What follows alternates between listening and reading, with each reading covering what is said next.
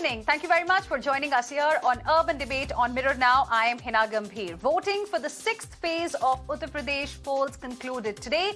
53.48% voter turnout was recorded till 7 p.m. Voters in 57 seats across 10 districts have decided the fate of 676 candidates in Uttar Pradesh today, including Chief Minister Yogi Adityanath, Congress UP President Ajay Kumar Lallu, Chandrasekhar. The districts, in fact, that went to polling today included Yogi's Bastion, Ghorakpur, Ambedkar Nagar, Balrampur, Siddharth Nagar, Basti, Sant Kabir Nagar, and a few others. Let's straight away go across to my colleague Archana, joining us in the broadcast for more on this. Archana, good evening. 53.48% was the voter turnout in phase 6, which along with phase 7, in fact, is being seen as the most decisive phase as far as this election for Uttar Pradesh is concerned. But, why the voter turnout is so low? Because in the 5th phase also, the voter turnout remained around, say 55 odd percent. Why people are not really coming out? Good evening, Hina. At the risk of repeating myself, I would say that this is one of the most significant phases of UP elections, phase 6 and phase 7. This is the Purvanchal belt. To answer your question, I don't know if I'll be able to give you a definite answer, but this belt, this Purvanchal belt, is considered to be the most backward region of Uttar Pradesh. When the assessment comes, we'll have to wait and watch why people did not vote in larger numbers, because a huge turnout could mean anything for the incumbent party or the opposition. So we'll have to wait and watch on that front. Now, about this stretch that I'm talking about, it is like I said, the OBCs and MBCs, most backward classes and OBCs, they influence over 30 seats in this phase. And which is why caste-based politics is a very, very significant factor, and which is why BSP is a very important party to keep a look at. Remember, all this while Mayawati has been saying that we are not invisible, we are fighting this election and we will swing a turnaround. Now, as you said, yes, there are 57 seats that went to polls today across 10 districts. This also includes the very important and the highlight of this phase is Ghorakpur, which Yogi Adityanath consecutively won 5 times as a Lok Sabha MP, and this was his maiden assembly election. And when Yogi Adityanath chose to contest assembly election, that also made Akhilesh Yadav of the Samajwadi Party to also make his assembly election debut. Following which, we know that a lot of leaders decided to fight assembly elections this time around, and Chandrasekhar Azad also has decided to take Yogi Adityanath head on. Now, the key seats that have gone to polls this time around, that went to polls today: Ambedkar Nagar, Balrampur, Siddharth Nagar, Basti, Sant Kabir Nagar, Maharajganj, Ghorakpur, Kushinagar, Deoria and Balia. Now, big names, Yogi Adityanath, a lot is at stake because he's the CM, and last time around, almost 8 of 9 seats were won by the BJP in the Ghorakpur seat alone. So it remains to be seen what happens today, what happens on March 10th when the results are out. And also, a lot is at stake for the Congress as well. Ajay Kumar Lallu, Congress's state president, also fought in the elections in this phase. And of course, Swami Prasad Maurya, who can forget him?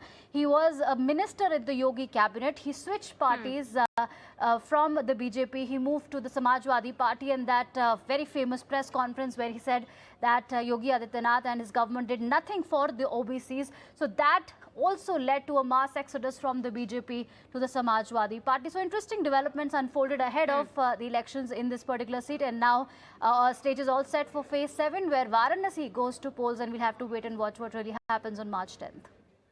Hold your thoughts, Archana. We'll talk to you about phase 7 in just a bit. But before that, let's take a quick report from our colleagues on the ground who've been tracking this phase very, very closely. I'll be coming back to you, Archana, for what to expect from phase 7, because even that's quite an interesting one.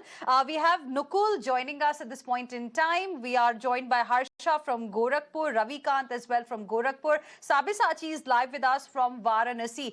Good evening to all of you. Thank you for joining joining us here this evening. Harsha, I want to begin the discussion with you. You were in Gorakhpur today, और अगर गोरखपुर की बात की जाए तो बहुत कुछ stake पे है बीजेपी के लिए, क्योंकि UP chief minister Yogi Adityanath के लिए ये बहुत ही बड़ा जो है दिन था, क्योंकि पहली बार वो असेंबली पोल्स में कंटेस्ट कर रहे हैं। पिछली बार उन्हें मुख्यमंत्री बना दिया गया था, लेकिन इस बार वो खुद अखाड़े में आए हैं और वोटर टर्नआउट जो है वो बहुत अच्छा नजर नहीं आया। किस तरह से देखें इसे?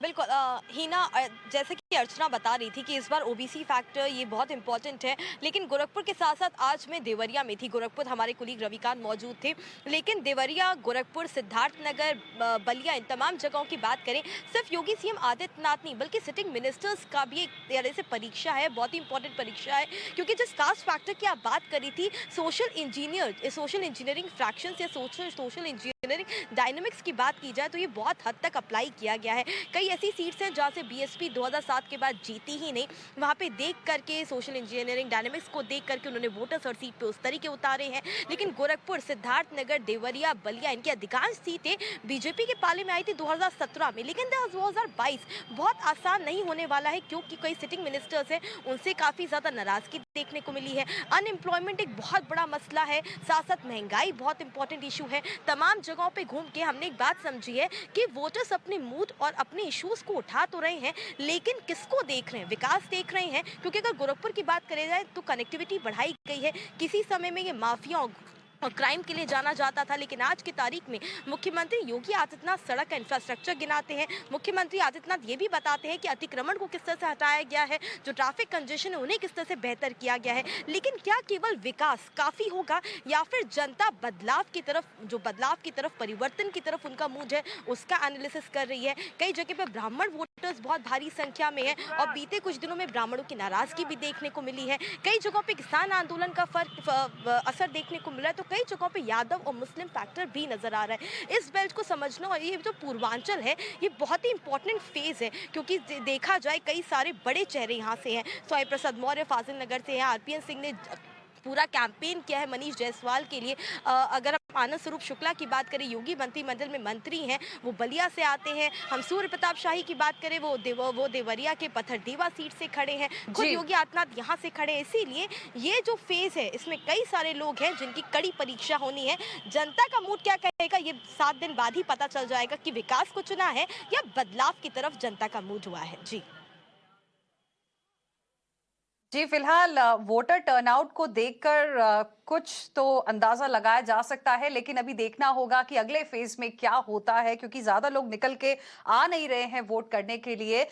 Stay with us Harsha, let me now go across to Nukul as well. Nukul, you were tracking what happened in Kushinagar today. When we talk about Kushinagar, it's the airport that suddenly comes to mind. So how has been the response of the people there? What kind of voter turnout did you see today?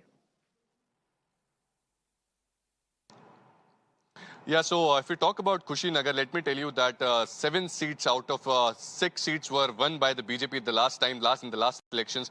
This time around, we have spoken to RPN Singh, who is one of the major faces. We have seen that he was the MLA from Congress and the Member of Parliament from Congress who has shifted to BJP before this election. He stated that the developments have taken place, and he also stated that there were a lot of things that the government is doing. He also avails for the opportunity that this government is going to provide. Although it is noteworthy that he is not contesting the election this time, but he is also campaigning. He has been campaigning for Manish Jaiswal, who was also in the Congress party and joined the BJP with RPN Singh. It is going to be a very crucial battle in Padrona. Padrona is the seat where RPN Singh has his fort. He is the Raj of that place, and if we talk about because we have seen the history of that palace, it's a murder mystery there, and it's a very crucial seat there in Padrona. But if we talk about the entire Kushinagar belt, it was dominated by the BJP in the last elections. As Archana rightly mentioned, that one of the key faces also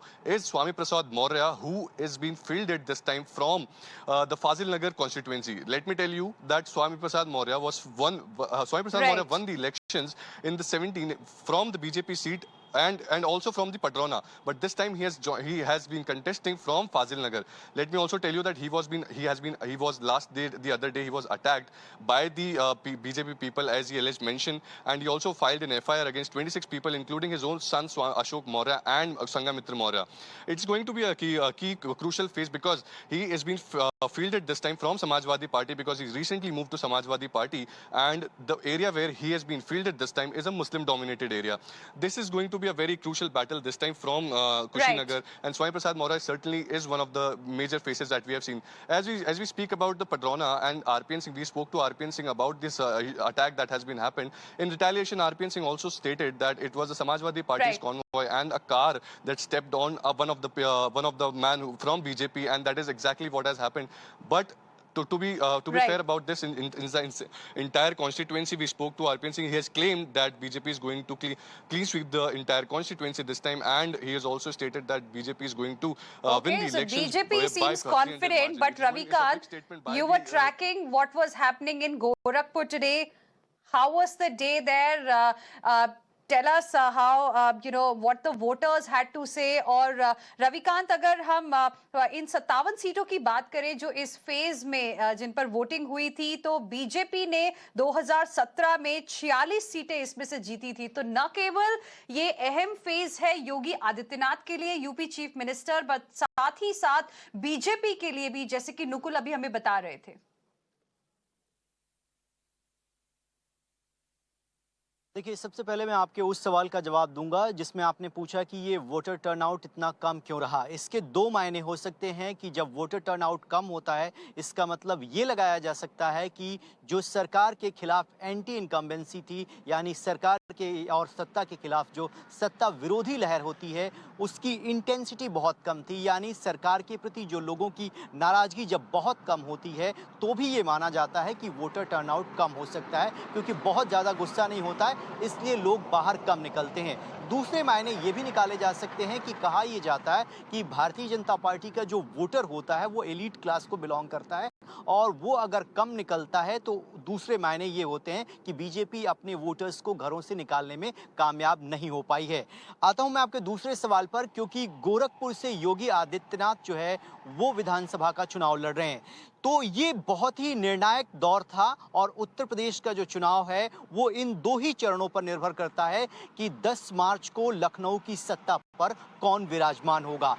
यहाँ पर छठवें चरण में जो पूरा stake था वो brand योगी पर था, क्योंकि योगी आदित्यनाथ की इमेज ऐसी है, और ये जो पूरे जिले हैं गोरखपुर बेल्ट के और बस्ती बेल्ट की हम बात करें, तो यहाँ पर योगी आदित्यनाथ के कहने पर उनके प्रभुत्व वाले उम्मीदवारों को भारतीय जनता पार्टी ने उतारा था। मैं पूरे दिन गोरखपुर में था। यहाँ पर योगी आदित्यनाथ की अगर विधानसभा सीट की बात करें तो वहां पर लड़ाई हार या जीत के लिए नहीं हो रही है। हर किसी को पता है कि योगी आदित्यनाथ वहां पर जीतने वाले हैं, लेकिन बीजेपी ये दिखाना चाहती है कि योगी आदित्यनाथ अपने गढ़ में कितने मजबूत हैं, इसीलिए जो जीत का मार्जिन क्या होगा इसको लेकर लड़ाई लड़ी जा रही है। लेकिन हमारी जानकारी के मुताबिक जो भारतीय जनता पार्टी में चुनाव से पहले थे नेता, वो जो समाजवादी पार्टी में जा चुके हैं, वो उनका चुनाव जो है वो फंस चुका है, और मुख्यमंत्री की कॉन्स्टिट्यूएंसी में भी 3 सीटें ऐसी हैं जहां पर बीजेपी स्ट्रगल करती हुई साफ तौर पर दिखाई दे रही है। लेकिन जो समाजवादी पार्टी उम्मीद कर रही थी कि वो पूर्वांचल में 50-50 की लड़ाई लड़ेगी, बीजेपी को टक्कर देगी, वो फिलहाल दिखाई नहीं दे रहा। Interesting details you've given to us, Ravikant. Thank you for the moment for joining us. Let me also now go across to my colleagues Amit as well as Sabyasachi, who are live in Varanasi right now. Good evening to both of you. Amit, आपसे पहले ये समझना चाहेंगे कि जैसे कि रविकांत अभी हमें बता रहे थे, फेज 6 की अगर बात की जाए तो ब्रांड योगी काफी पॉपुलर रहा, लेकिन अब जब फेज 7 की हम बात करेंगे तो ब्रांड मोदी पर ज्यादा शायद बातचीत होगी, क्योंकि प्रधानमंत्री मोदी खुद वाराणसी में रहने वाले हैं कल से लेकर जब तक वोटिंग नहीं होती तब तक। कितना जरूरी फेज है ये, और ये जो लो वोटर टर्नआउट लगातार यूपी में फेज बाय फेज नजर आ रहा है, इसको कैसे देखें हम? ये पहली बात तो कि सिर्फ बनारस नहीं बल्कि पूरे उत्तर प्रदेश चुनाव में नंबर 13 मिल रहा है तो वो नरेंद्र मोदी है, और नरेंद्र मोदी के बाद योगी रहे हैं। और दूसरी बात अगर बनारस की बात करें तो बनारस में पहले भी मोदी जब भी चुनाव हुआ है, चाहे विधानसभा का हुआ हो, लोकसभा का हो, आखिरी 2 दिन वो यहाँ के रुकते हैं। कल भी उनका रोड शो होने वाला है, मल्दिया से गदौलिया तक होने वाला है। करीब 3 से 4 घंटे का रोड शो है। पूरा पूरा जो बनारस है और आसपास के इलाका है वो अपने सांसद और अपने प्रधानमंत्री के इंतजार की पूरी तैयारी में है। यहाँ पर इससे पहले भी बनारस में जैसे ही प्रधानमंत्री आते हैं और रोड शो होता है, इसके बाद पूरे पूर्वांचल का माहौल ही बदल जाता है और यही चीज कल होगा जब प्रधानमंत्री मोदी यहाँ पर आएंगे। निश्चित तौर पर गोरखपुर का जो इलाका था, जो आज सिर्फ फेज हुआ है चुनाव, वहां पर जो भी हो, लेकिन उसका अगर आप इसकी बात करें, जिस जिस तरह की लड़ाई की उम्मीद समाजवादी पार्टी से थी, कई जगहों पर वो लड़ाई तो लड़ती दिख रही है, लेकिन बहुत ज्यादा मुकाबले में वो नहीं है। ऐसा ही कुछ नजारा आपको ये जो लास्ट फेज के जो पूर्वांचल के आप कर सकते हैं, जो गढ़ है बनारस, आजमगढ़, मऊ, आसपास के इलाके, गाजियाबाद, गाजीपुर और ये जो तमाम जगह है, तो वहां पर भी आपको जब प्रधानमंत्री मोदी कल रोड शो करेंगे तो उसका असर साफ दिखेगा। और यही होता है कि प्रधानमंत्री मोदी के बाद एक तरफा वोट पड़ता है और वो बीजेपी के पक्ष में होता है। लेकिन निश्चित तौर पर जो लो टर्नआउट है वो बड़ी चिंता है और बार बार ये प्रधानमंत्री कहते हैं कि ये जिम्मेदारी कार्यकर्ताओं की है, लेकिन इस बार थोड़े कार्यकर्ताओं में थोड़ी नाराजगी, निराशा दिख रही है, जिसका खामियाजा हो सकता है कि बीजेपी को उठाना पड़ जाए। जी Amit, thank you very much for the moment for joining us और हमें बताने के लिए कि किस तरह से इस वक्त बीजेपी में माहौल बना हुआ है। साबिसाची, अगर आपसे बात करें वाराणसी में लोगों के मुद्दों की, तो किस तरह के मुद्दे जो हैं इस वक्त बहुत जरूरी हैं वाराणसी के लोगों के लिए? किस तरह का माहौल आपने वहां पर देखा है? Well, if you talk about Varanasi, a lot has changed. On ground, people are happy with the development that has taken place, especially if you see from the tourism point of view. So from the tourism point of view, lot has changed in Varanasi, where people are continuously getting opportunities, and all these has happened because of Prime Minister, because Prime Minister Narendra Modi has been continuously visiting Varanasi and supervising all the developments that's been taken place on ground. So once we step inside Varanasi, it's completely a Modi wave that we are seeing on ground. And it's a very important constituency in the UP, and not only the Uttar Pradesh polls, but also it directed towards the 2024 polls as well, because few days back we had seen that the Chief Minister of West Bengal, Mamata Banerjee, campaigned for Akhilesh Yadav. She had holded around 3 rallies in Varanasi. So from this we can understand that how significant is Varanasi in the Uttar Pradesh polls, because Prime Minister Narendra Modi is the first name from Varanasi, because all other constituencies, if you see Jaunpur, Mirzapur, these are also important constituencies, but the hot topic and the hot discussion is Varanasi. All right. Thank you very much, Sabisachi, for the moment for joining us with all of those details. The focus clearly is going to be now on phase 7, 6th and 7th phases. In fact, these are the 2 phases which are being seen as the most decisive phases in the UP elections this time. Well, Prime Minister Modi will stay put in Varanasi for 2 days on March 4th and 5th. West Bengal Chief Minister Mamata Banerjee is already there, campaigning for Samajwadi Party Chief Akhilesh Yadav. Voting for the 7th and the final round will be held on 7th of March for Varanasi and its 8 adjoining districts. Listen in to what the political leaders had to say today. अगर हमें इस विकृति से बाहर निकलना है, वंशवाद की राजनीति से, जातिवाद की राजनीति से, मत और मजहब की राजनीति से, माफियावाद और आतंकवाद जैसी दुष्प्रवृत्ति से बाहर निकलना है, तो हम मतदान करें और विकास, सुशासन, सुरक्षा और राष्ट्रवाद के मुद्दे पर भारतीय जनता पार्टी के समर्थन में मतदान करें। भाजपा का नेतृत्व आपके सामने है। ईमानदार, सक्षम और गरीबों के लिए संवेदनशील। इतना ही नहीं, परिवारवाद से बिल्कुल मुक्त। भाइयों बहनों, इन माफियावादियों की नीयत क्या रही है, ये जौनपुर के लोग अच्छी तरह जानते हैं। आप लोगों ने बहुत पाप किया है। जब चुनाव आते हैं तो आप मंदिर का बात करते हो, चुनाव आते हैं तो हिंदू मुस्लिम करते हो। मेरे को जय सिया राम स्लोगन में कोई आपत्ति नहीं है, लेकिन आप क्या करते हो? सिया माता को नाम नहीं बोलता, सीता माता का नाम नहीं बोलता, आप बोलता है जय श्री राम। वो नहीं है, जय सिया राम है। अच्छा बात कह लो, और हमको सिखाना नहीं है। हम तो माँ दुर्गा पूजा करते हैं। राम जी ने जिसको पूजा किया था हम उसका पूजा करते हैं। ये सपा बसपा सपा बसपा बसपा सपा बुआ भतीजा 20 साल तक शासन किया। किसी ने ये माताओं के घर में, गरीबों के घर में शौचालय बनाने का काम किया था क्या? किया था? 2 करोड़ 61 लाख घरों में हमारे प्रधानमंत्री नरेंद्र मोदी जी ने शौचालय बनाने का काम 2